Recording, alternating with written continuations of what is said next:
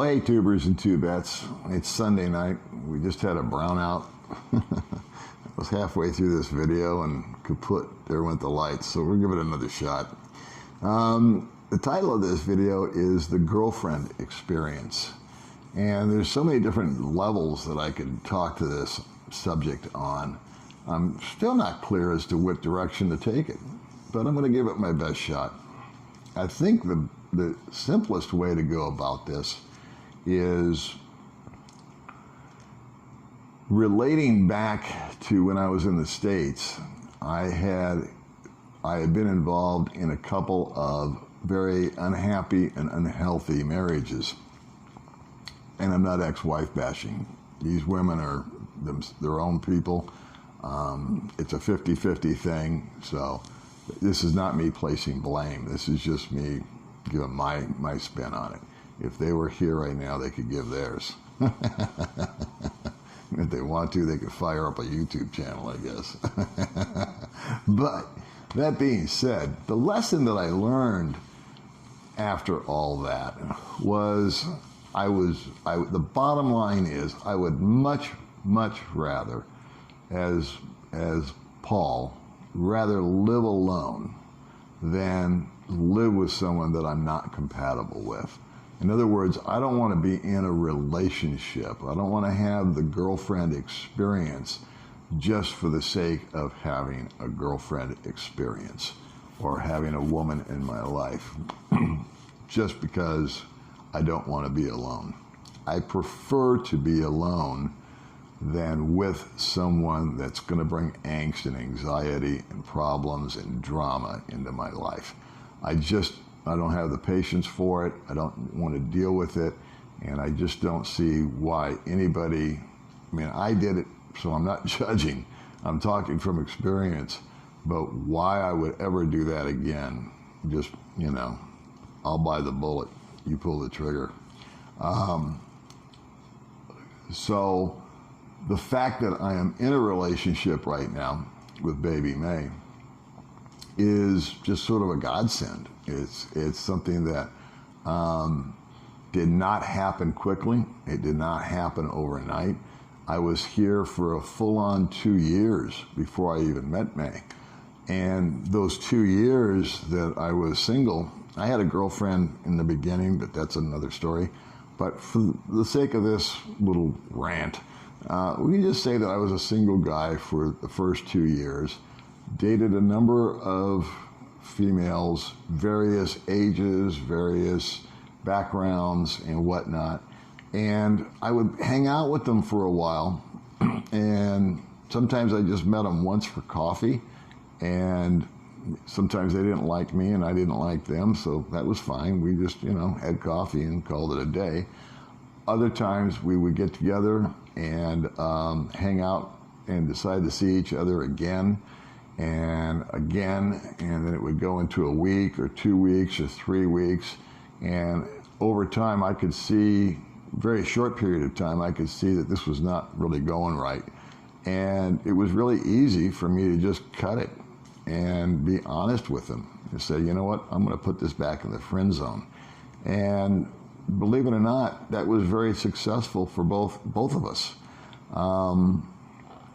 I didn't want to make the mistake that I've made before, which was try to adjust to them just because I didn't want to be alone, or because she was really pretty, or because this was, all these superficial kind of reasons that you want to have somebody with you and everybody else has got a girlfriend and why don't you?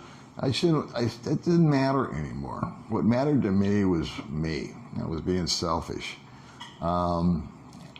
What's sort of sad to me is that I've observed a number of guys out here that are not comfortable with themselves, and they are not comfortable with being alone.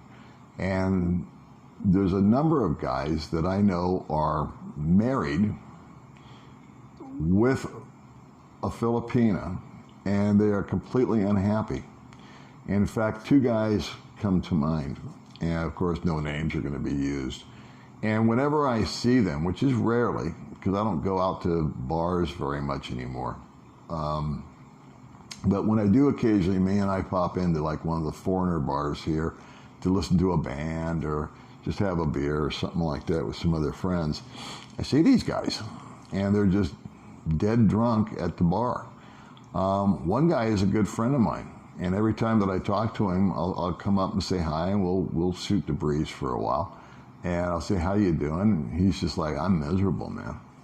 You know, I met this girl, and what he did was he met this girl, and she wasn't exactly, you know, what he was looking for, but he figured, well, I can't do any better. And then they had a kid, and here he is, later years of life like me, and he's got a wife and a 2-year-old or something like that.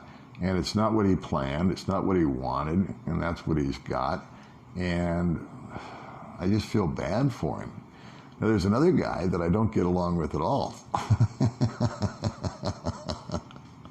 He doesn't like me, and I don't like him. And that's a whole other story. We've never like gotten into it or anything. It's just that he met me, I met him. We kind of exchanged information, and I came to a conclusion that this is not my type of guy whatsoever, and he came to the exact same conclusion about me. But the only reason I bring him up is that he's in the exact same spot. He got married to the first girl that he met, and I found out through a third party, because him and I don't talk, obviously, is that he got married just simply because the girl wanted to. You know, and it was like, I thought, well, why didn't he just say no? And the third party that told me said, doesn't make any sense to me either. Just, you know, that's his situation.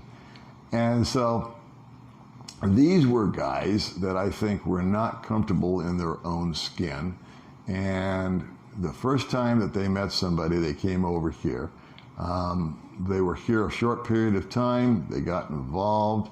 The woman was pushing everything forward, and the guys were following behind like little puppies.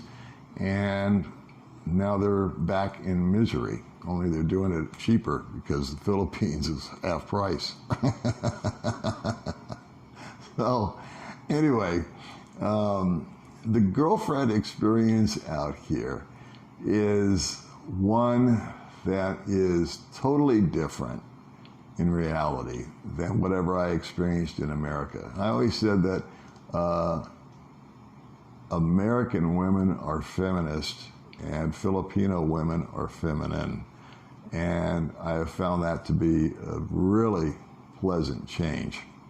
However, just the fact that there's a woman that's cute and maybe younger than you and is slender and attractive and all that kind of stuff doesn't mean that a guy has to just jump right in and take it hook, line, and sinker. Those 2 years that I spent single prior to hooking up with May, I went the gauntlet of different experiences and relationships and learned an awful lot of information. And it's come to the point now where I see guys that I haven't seen them recently because nobody's been coming into the island. We've been on lockdown. But back before all the COVID thing, I would see guys that were meeting women for the first time. And I know of one guy specifically that just went over the deep end mentally. And he came out here with X amount of dollars, and now he's damn near broke because he met this beautiful girl, and she's just soaking him for everything. And she has absolutely no intentions of being serious with him, and he can't see past it. So, again, I don't give advice. I don't give any to him. I just kind of casually observe and watch. I know that if I told him, hey, you're nuts for doing this, he would just harbor resentment against me because he's convinced that this woman is all that. And I'm watching the poor guy go broke.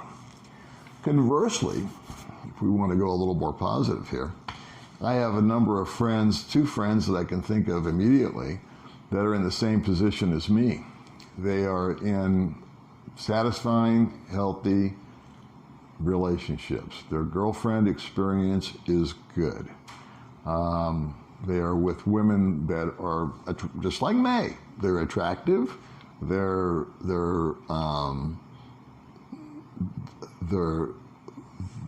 attractive. They're attentive. They're feminine. They're compatible. But guess what?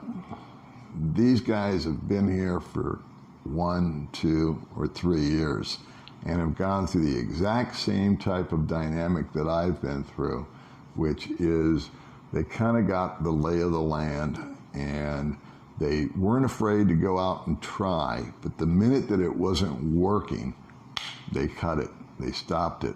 Enough is enough. They too are comfortable within their own skin. So I guess I'm not going to go on and on and on about this, but I thought it was important to talk about a little bit because I get a lot of messages from guys that say, wow, I want to meet a girl just like Baby May, and I want to have a relationship like that, and I'm coming out to meet a girl, and on and on and on it goes. It comes in the comments, it comes in Messenger, it comes in emails, and I say, good on you. But what I want to relate here right now is that I feel for myself, I'm not going to advise you, that it took me 1 year to get comfortable with just the Philippines, much less get involved with somebody. I think that if I had gotten involved with somebody, in fact I did, I got involved with somebody right away, and it was a disaster. And the reason why it was a disaster is not only was I not ready to get into a relationship right away, but I wasn't even acclimated to the Philippines. So I had, 4 or 5 different dynamics that I was trying to deal with and not making any of them properly. So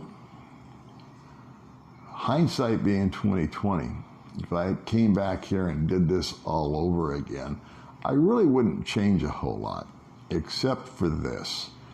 I would have slowed down. My first year. My first year, I ran and I ran and I ran. I went here, I went there, I did this, I did that. I was kind of in tourist mode. I wanted to experience this. I was still in hurry up mode. And I've slowed down tremendously since then. In fact, a friend of mine that I've never met in person, but I talk to a lot online, a good guy, he says, I've been following you since the beginning. And he's not talking about YouTube, he's talking about Facebook, because YouTube's 1 year old, Facebook is 3 years old.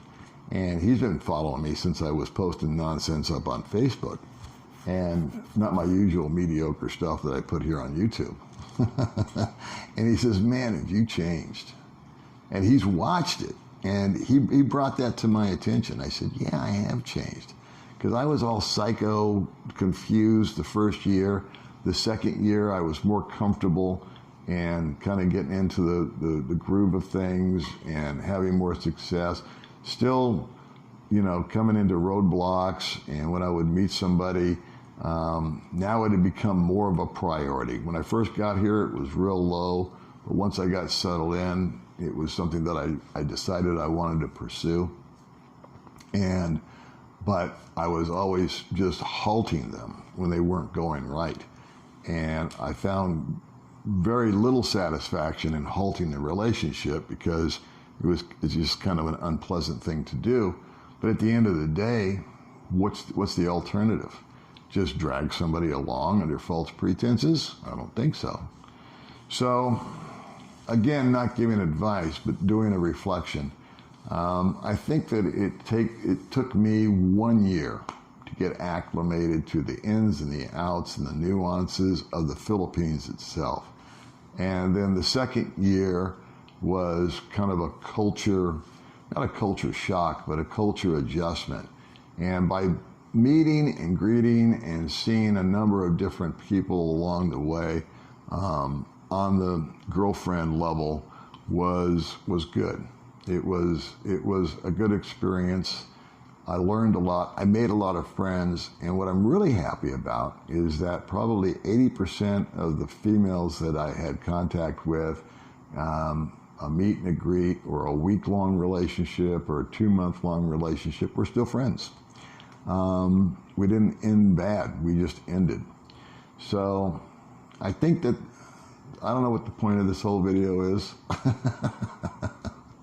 It was just something that I wanted to put down because I think that there's somewhere, there's a message.